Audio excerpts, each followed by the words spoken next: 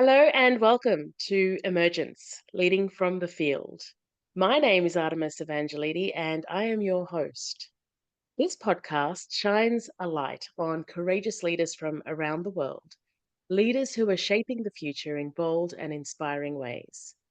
Moving beyond the boardroom, we feature authentic conversations with guests, the change makers, the visionaries, and the innovators who are leading from experience, from purpose, and heart from the field where transformation takes place. These are conversations with people who are listening deeply, acting boldly, and are doing their part to shape a more conscious and connected world. Our conversations will offer a rare glimpse into how our guests have overcome challenges while spearheading innovations that have enabled them to lead from the front lines. Be inspired as our guests share their stories and their journeys. Today, I am absolutely delighted to welcome Steph Ellen. Steph is a trauma informed performance coach, equine veterinarian, and yoga teacher who blends science and spirituality to help highly sensitive high achievers lead with clarity, resilience, and authenticity. With a diverse background that spans from the surgical suite to the yoga mat, the transformational coaching spaces, Steph brings a uniquely grounded perspective to conscious leadership. Rooted in nervous system regulation, subconscious reprogramming, and mindful productivity, her work supports visionary leaders in moving from survival mode to sustainable success without burning out or betraying themselves. Whether she's guiding a business owner through shadow work or supporting a fellow vet navigating perfectionism and self doubt, Steph's approach is deeply intuitive, radically compassionate, and backed by evidence based tools. Through her signature blend of neuroscience, holistic psychology, and somatic practices, Steph helps her clients cultivate inner safety so they can create expansive impact in their careers, communities, and lives. Steph, welcome. It is so lovely to have you here with us. It's such a pleasure to be here. I'm excited for our conversation. So I think to get us started, your background is so incredibly diverse. So from being a vet through to yoga teaching, now transformational coaching. Walk us through your journey. How has each path shaped the leader that you are today? It's very interesting that it is now so diverse because my journey really started off very single pointed focused. It was all about achieving. I had a very linear goal, I had some clear steps, and all through school, I wanted to be a vet. And wanting to be a vet is one of those like childhood dreams that a lot of people grow out of. You know, you ask a lot of 5-year-olds, they're like, yeah, I want to be a vet. And then the ones that do it, it really does attract a very like specific kind of person, like a very high Mm. achieving, very compassionate, and dare I say, deeply sensitive, although that would not have been a word that I would have resonated with initially. And the way that it shaped who I am is I really started ticking off all those boxes, and I'm sure many people can relate to this. You know, you start following that path that seems so clear, and yet each goal, I was like, is this it? Whether I said it out loud or just had this like pit in my stomach of, oh, okay, I actually don't feel happy. Like, I do not feel content. Like, this is supposed to make me feel a certain way, and it's not. And I realized in my career that the way that I was speaking to myself, the way I saw my colleagues speak to themselves, the way that the ecosystem was functioning just felt so like I felt so disconnected from it. And Mm. it was got to the point where achieving was not enough anymore. And that is what led me to start to explore different avenues. And I would love to say I came to the conclusion completely on my own, but often we get a nudge somewhere from the universe. And for me, the big moment was actually getting kicked in the face by a horse at work. Right. Um, And I'd already started to delve down the path of spirituality, looking at the nervous system, but that was very much a wake-up call of, okay, Mm, we need to do things a little bit differently here. And that it gave me that like shock to the system, which you often need when you're in autopilot, when you're doing things a certain way. Um, I would love it to not be a kick in the face, but sometimes it happens like that. So yeah. yes, I guess that's where we can sort of start with is that's how I started. Yeah, started along that path. It's amazing. It's we say sometimes the universe gives you a slap across the face to get you to move, and you actually literally had that experience. I guess that was the pivotal moment in your own journey that led you towards the coaching and the conscious leadership work. Um, Mhm. w- what was it about this type of work that made you feel more satisfied, more in tune with your purpose?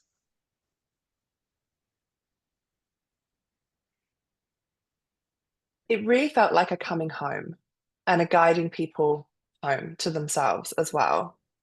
It felt like it felt messy, I'm not going to lie, and it felt uncomfortable.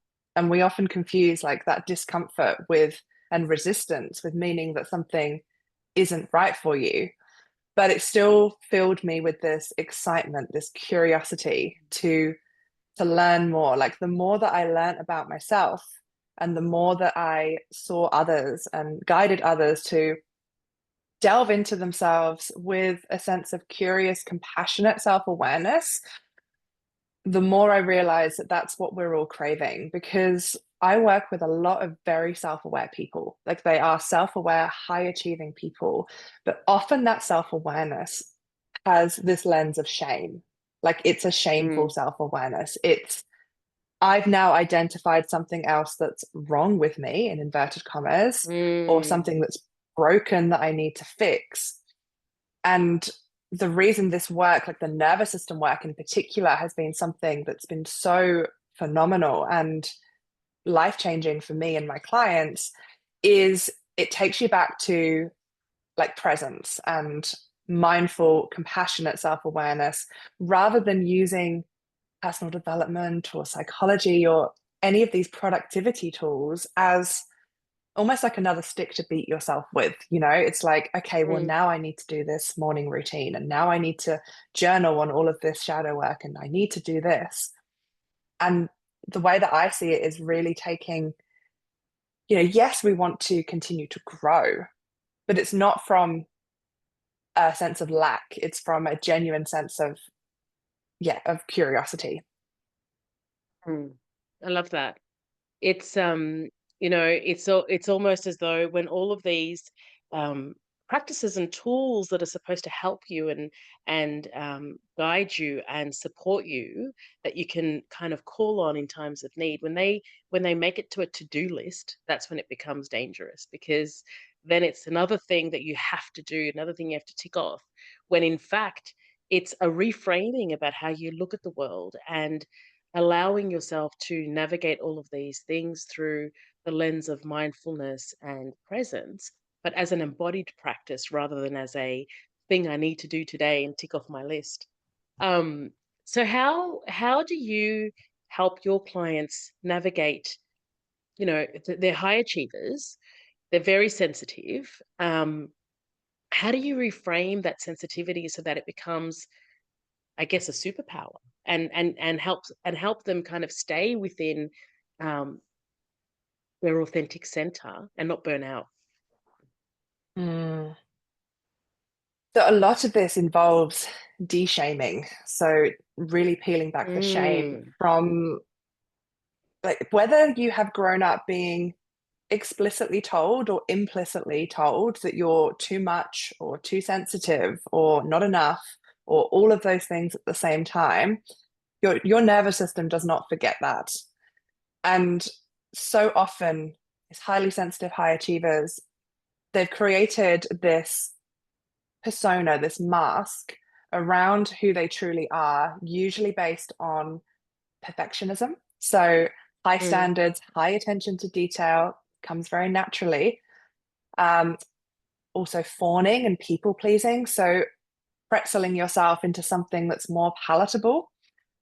And so a lot of this is stripping back these protective mechanisms because that's all they are. They're not a flaw. They're not something that's wrong with you. It's something that has been learnt and something mm, that has often been glorified in these high achieving careers as well. You've actually received praise and success for these coping patterns and coping mechanisms. So a lot of it is detangling these mechanisms and these behaviors from your true sense of self. And a lot of it involves slowing down, really slowing mm, down, which feels very unsafe to a nervous system that is really just being fueled by doing more, mm, achieving more. So there's this real sense of slowing down, this sense of compassionate inquiry, and starting to really ask the questions about, what is it that really truly lights you up? Like, what is it that excites you? What is it that even makes your blood boil a bit as well? Because a lot of mm. sensitive people have this really strong sense of justice as well. And it's working out like, how can we channel this energy into something that's making an impact, whether that's locally or globally? That's up to you. But the reason that so many sensitive high achievers get burnt out is because they're being pulled in so many directions and giving with such an intensity. But it's that cliche of like, you cannot give from an empty cup, you cannot Mm. go beyond your capacity. So it's about getting clear, it's about being present, and it's also about expanding your capacity in a way that is actually supporting your nervous system, not just like fraying at the edges. If that makes sense. Yeah, absolutely, absolutely. Um, you talked about you and you keep mentioning the nervous system and regulating the nervous system. Is this something that people have? I mean, it's sometimes people find it so difficult to get their heads around. How do I Mm-hmm. do this? This is just I've always felt this way. I don't know any other way to feel. Is it is it something that you have found in your experience is a challenge for people to actually start to recognize that this is my nervous system out of whack? Or do they come to that realization as you guide them through?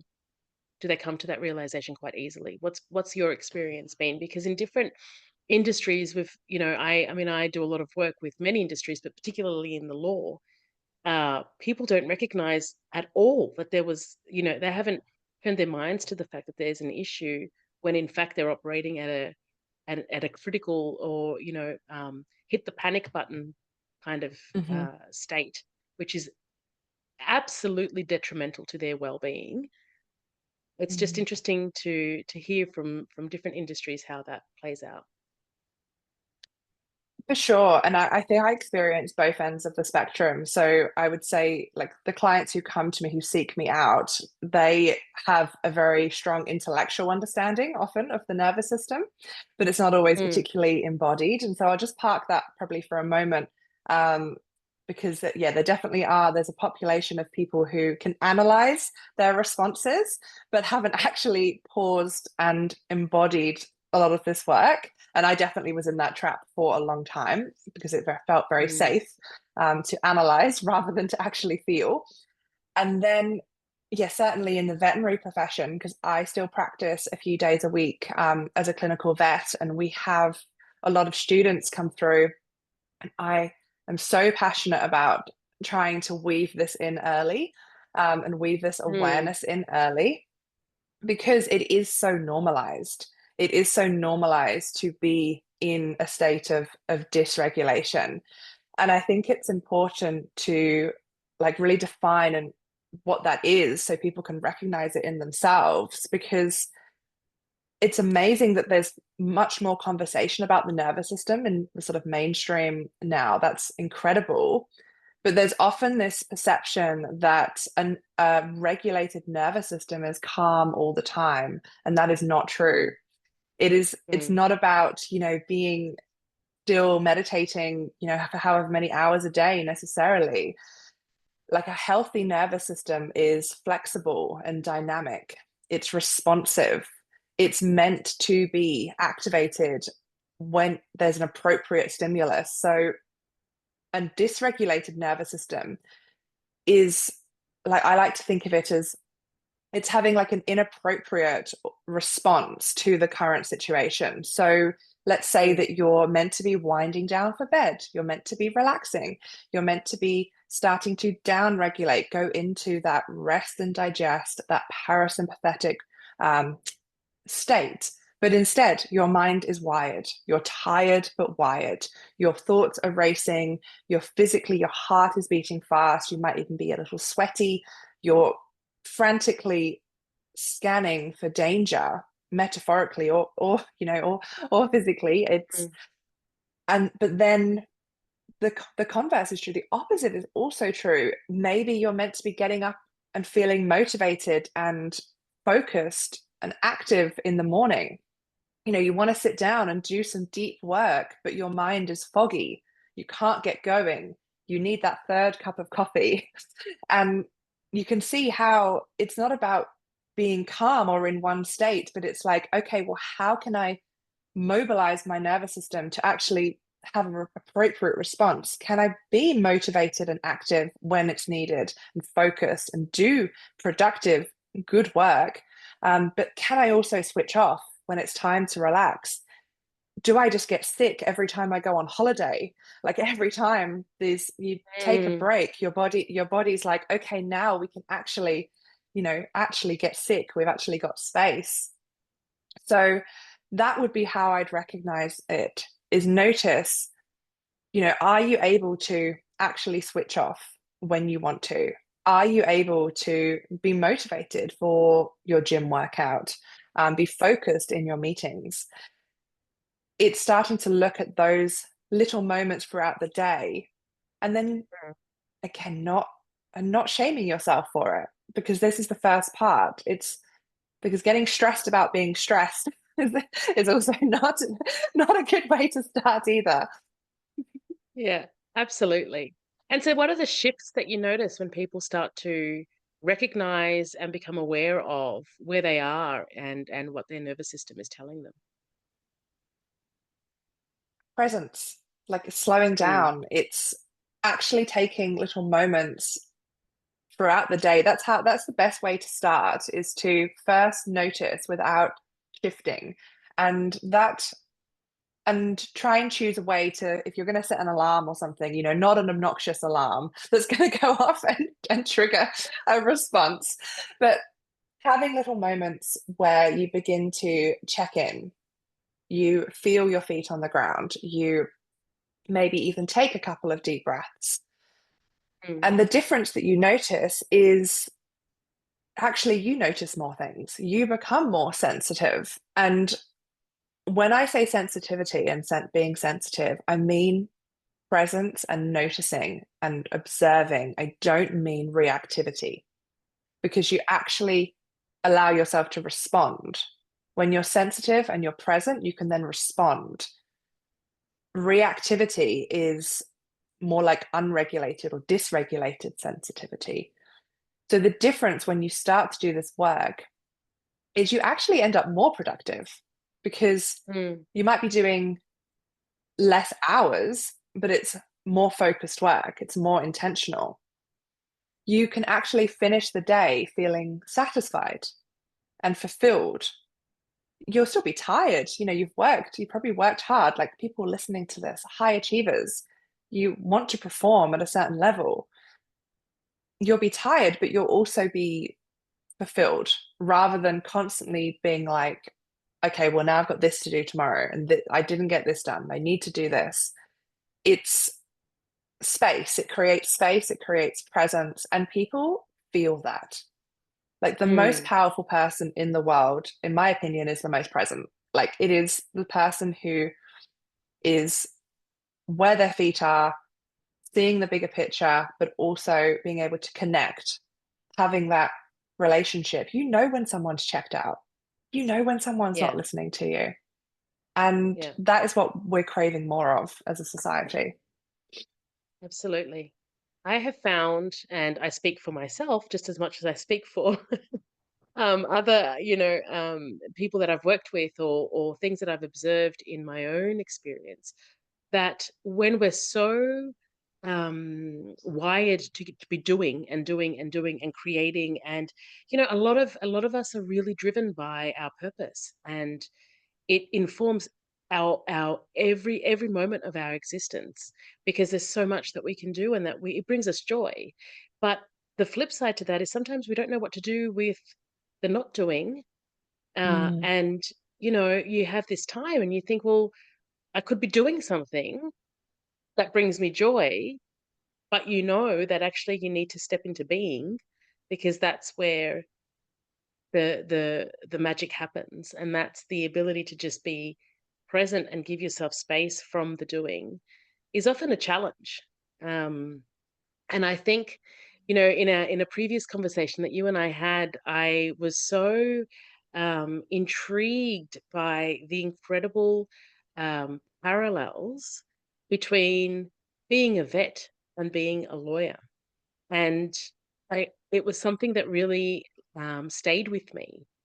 I think that is it's both. I think both industries in reflection are working with in really high stress environments.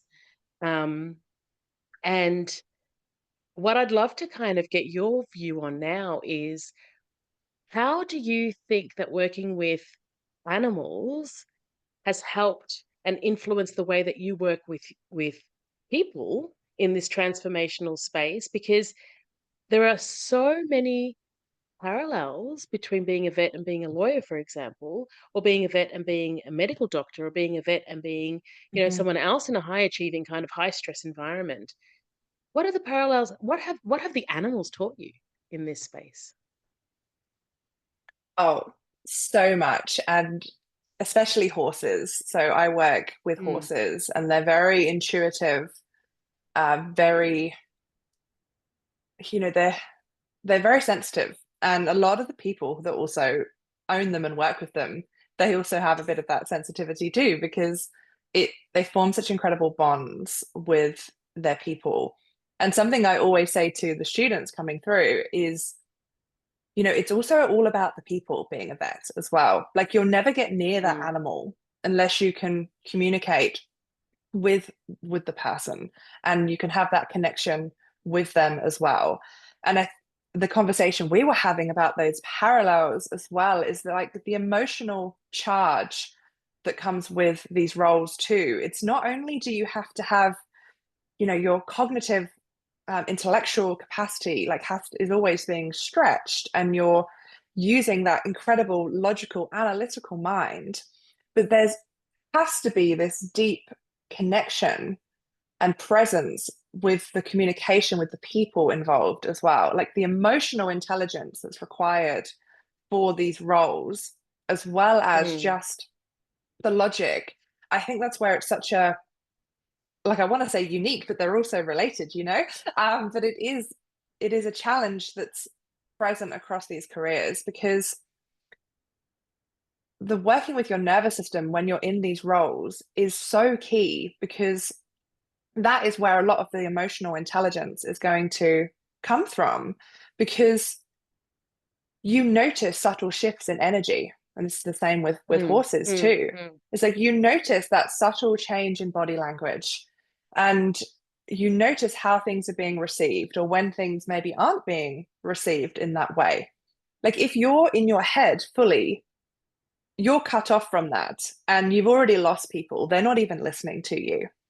So working with horses especially has been this incredible reminder constantly, because you can't lie to them, you know like they can feel your energy as soon as you're there, and it's, if you're somewhere else, you're not getting away with that with a horse. mm, Like they mm, will not allow that. And especially when I'm meeting people as well, in in their most vulnerable state. Grief is one of the most, powerful emotions and powerful parts of the human experience. Um, Yeah. and even that connection between animals and their people. Like, euthanasia is actually one of my most rewarding parts of my role, because I'm holding the space for such an incredible transition, and doing it well and with presence is something I really pride myself on. And it's taught me so much about slowing down, about being present, about connection, and above all, being able to hold that space and being Mm. able to hold the energy without being consumed by it. And that's what this work does, is it gives you the tools to be that strong, sensitive but strong, sensitive but not Mm. fragile. And so it's taught me so much about presence. It's amazing. I'd love to circle back to something you said right at the beginning. You were saying how, you were achieving all your milestones, you were kicking all these goals, and yet you weren't happy. You knew that something was missing. You felt that there was something that just wasn't there that you needed to reach out and grab. What does happiness mean to you today? How do you define that, and how do you have you mastered it? I wouldn't say I've mastered it, or that I particularly want to master it, to be honest, because it feels like a a process, and it Mm. feels like something that I'm redefining all the time. And that's part of the magic. It's this, and it always comes back to curiosity for me. That's one of my main values. And for me, a happy life is a curious life. It's following those nudges and feeling like, I gave it a go. And the Mm. perfectionist part of me, that terrifies her for sure. Because having a go, having a go is never good enough for that part. And happiness for me is just allowing that part to take a back seat, and then to explore, because it's it's really the freedom to express all these different parts of myself, and to not feel like I have to fit into one box, one professional box, or one, this is me as a vet, and this is me as a yoga teacher, and this is me as a coach, because they actually all, they're all authentic expressions of me. And Yeah. so allowing myself to express these different parts while still knowing that I'm still me, and I'm still all parts of me at all times, like, that is happiness for me. Yeah, I love that. It's often a challenge people face, isn't it? When they say, "Well, but I've got all these different parts of me, and I'm not quite sure how they integrate." Like I'm a lawyer, and I'm also a yoga teacher. Or I'm also an author. Or I write poetry, or I write music, or I play, in a band. Like, how do I bring all that together? And you say, well, you don't have to bring it all together. It already is all together because it's you. Mhm. You can be whatever you want to be. You can express yourself in whichever way makes you feel that you are living an authentic life. Um, and that's, I think the most important part of showing up and leading from where you stand is actually bringing all of yourself to the arena and into the field to do that. Um, and actually, that is a great segue into something I'd love to get your insights on. From, I mean, you embody the principles of conscious leadership in what you do and in the work that you do. What does a conscious leader look like to you? What are the most important elements in conscious leadership? Feel we're coming back to the theme again and again, but for me, it is embodied presence. It's Mm. it's actually not only having the ability, but the capacity to listen, and to see, Mm. see that wider, bigger picture, but also those moving parts. And I think that links so beautifully with what you just said as well, about those different expressions of your authenticity. It's like when your conscious leadership is being able to see those moving parts and see that connection without and see how it works as a system as well, rather than Mm, just like it's seeing the minute and the bigger at the same time. And it's also for me a big one as a recovering perfectionist. It's creating an environment where people can experiment, where people have mm, the freedom to get things wrong and they have the freedom to get feedback, and like fostering that environment where people can innovate.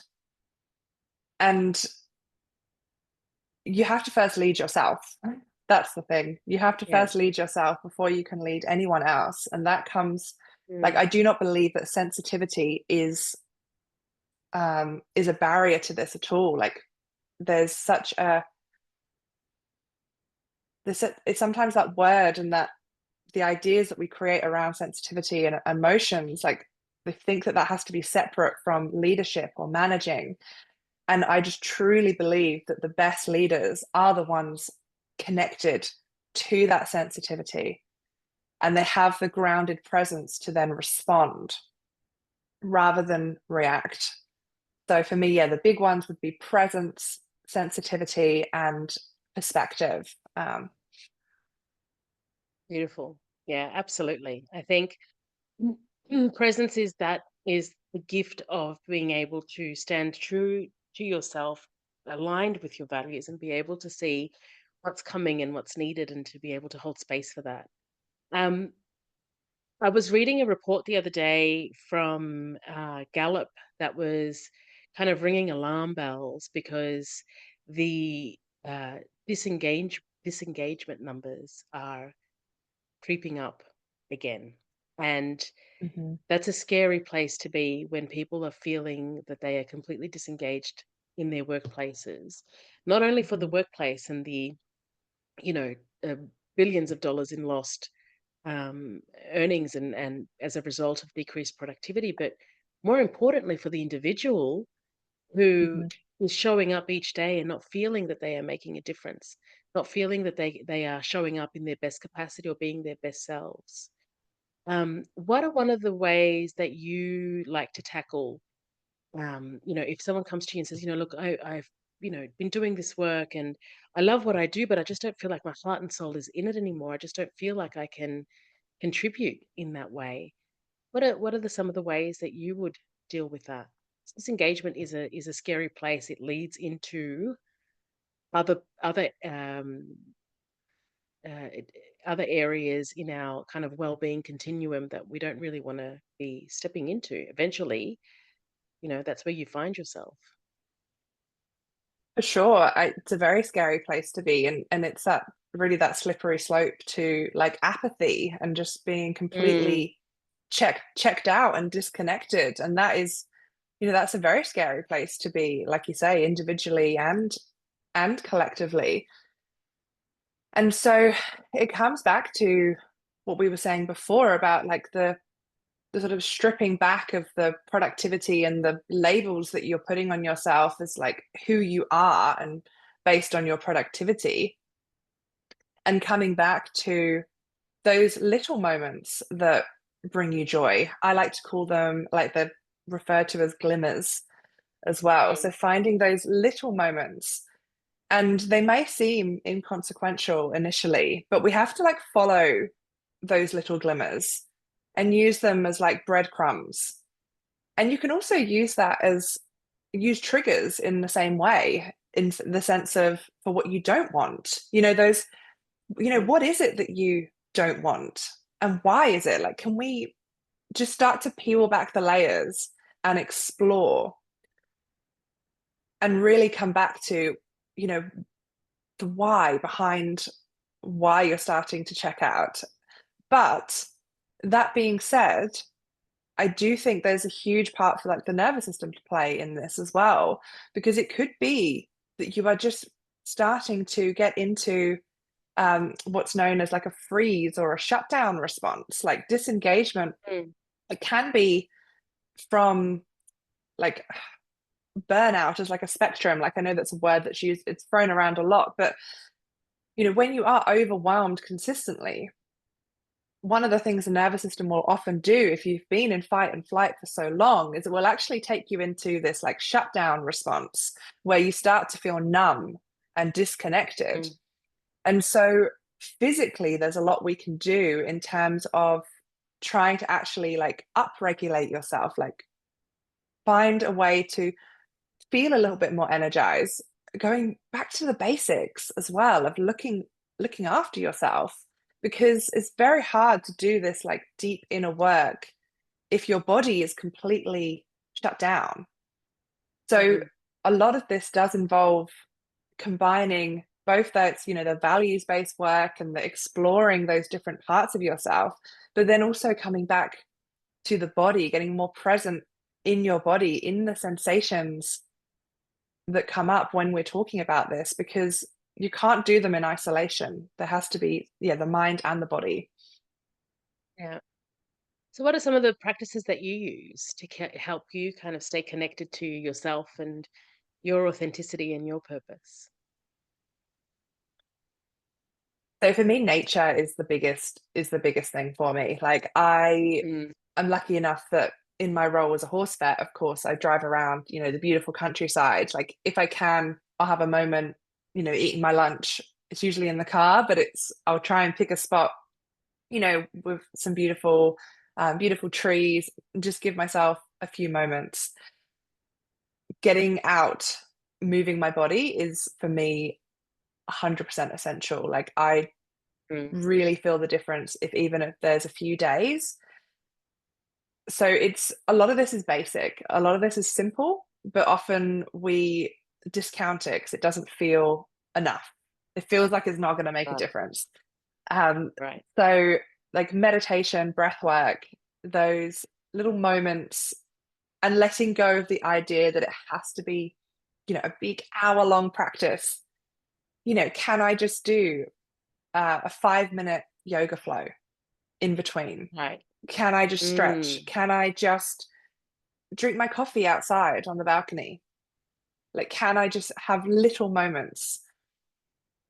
And so those are the ones like throughout the day.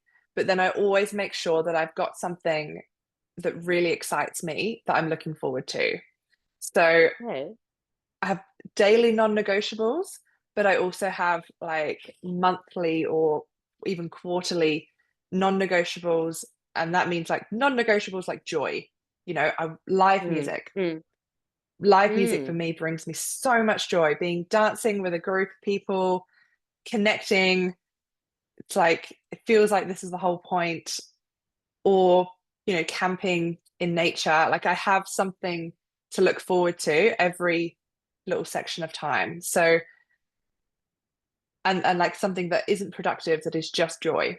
So those are my daily non-negotiables, but longer term ones too. I love that. Yeah, absolutely. I think simple things, like you said, right? Being in nature, going for a walk without listening to anything, um, just experiencing, you know, what you're seeing, what you're smelling, what you're hearing, the sensations of the body.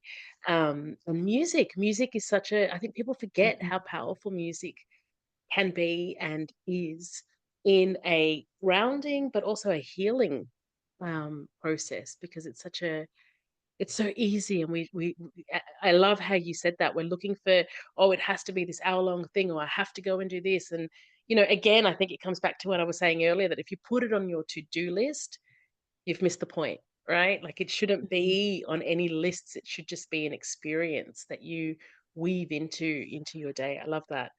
um, we are living in some quite volatile and uncertain times, and we have been for a very, very long time. That's not anything new. And I think, the term VUCA was coined back in the 80s. So it's been a long run of being in a volatile and uncertain environment. But does uncertainty excite you, or does it scare you? I think it can be both, Hmm. because often physiologically, being nervous and excited are actually very similar. Like that's the Mm. thing. It's just it's a perspective a lot of the time. Yeah. You know, our nervous system craves familiarity, and it will, like, on autopilot, it will revert back to what's known. So you will repeat Mm. patterns, even if they aren't good for you, quote unquote, because your nervous system doesn't care about you being happy, it cares about your survival. And if you've survived something before, therefore it is known, therefore it is safe. So I Yeah. think understanding that is very freeing of like, okay, well, it's natural that I'm resisting change and that it feels scary because that Mm. is what is known. But I do think we are like, there is exciting things happening. Like there's a lot of people having these conversations now that were not having these conversations. You know, in our industries, like law and vet, people were not talking about this. Or if they were, it was No. very hush hush. You know, in it was very hush hush in like corners of rooms, being like, "Have you heard about this thing, this yoga, this?" Whereas now people are out and about talking about these things. So Mm. I think that's very exciting. And going back, you know, to the beginning, the kick in the face, like sometimes we need a kick in the face to actually Mm. have that pattern interrupt and this like, okay, what we're doing is not working. So how can we reorganize this? How can we actually find, like, it's a natural cycle. You know, there's always going to Mm. be that feminine chaos, and then the more masculine structure, and there's going to be this dance between the two. That's how anything happens. And the more we resist it, the more, well, the more you get out of presence and the more you actually can't then respond to what's in front of you. Mm. Oh, I love that. I love that dance. I love the way that you so beautifully put that. Um, as we're getting to the end of our conversation, and I know that we could probably talk for another 3 hours. There's so many things that I'd love to get your insights on. But what's emerging for you right now? What's calling you forward in your stage of your life and career and your beingness? More connection, like more connection, more conversations like this, and Mm. getting into spaces where, yeah, where these conversations aren't being had as freely yet. I love to challenge perspectives and to just, even just like, get, if you think of a door and just think of like some light coming through and just cracking the door and a bit of light shining through and just opening the possibility for a different way. Like it's not about Mm. forcing or making anyone to do anything that feels, you know, that doesn't feel natural or doesn't feel in alignment for them, but just opening the possibility of a different way of living and really allowing that multi-passionate, authentic expression into different areas of life. So connecting and following those nudges is what's emerging for me. And I love the name of this podcast. I just love, it feels so like organic, and yeah, I really resonate with it. It feels beautiful. Oh, thank you. Yeah, thank you so much. I guess it's what Leonard Cohen had said, right? The crack is how the light gets in. So Exactly. that's the beauty of that. So connection. How can people connect with you, Steph? I mean, I'll share your details, but what's the best way? Well, currently, I actually mainly hang out on social media on Instagram. So my Mm-hmm. handle is at Finding Flow State, which I'm sure will be in the show notes. I do have a podcast with the same name, mainly working one on one at the moment. I do have a few programs now and again. One at the moment called Embodied Authority, which is actually about overcoming Wow. imposter syndrome through the body. So it's about Oh, I actually love that. stepping. Yeah, yeah. I love just, again, challenging those perspectives, but Yeah. also, yeah, also on LinkedIn. I've just started to post on there recently, so yeah, the links will be there. But please reach out if you enjoyed this episode. I love to see where it's landing and hear any feedback or questions. Absolutely. And I invite all of our high achievers who are listening, myself included, to reach out and speak to Steph, because the work that she's doing is quite, actually it's quite groundbreaking, and it's a beautiful mix and blend of, you know, spirituality and neuroscience and experience and embodiment, which makes all the difference. So Steph, thank you so much for joining me today and for joining us and our listeners and sharing your beautiful story and your amazing insights, and for being so raw and authentic. It has been an absolute pleasure having you on the show. Thank you so much. It's been a pleasure. Thank you.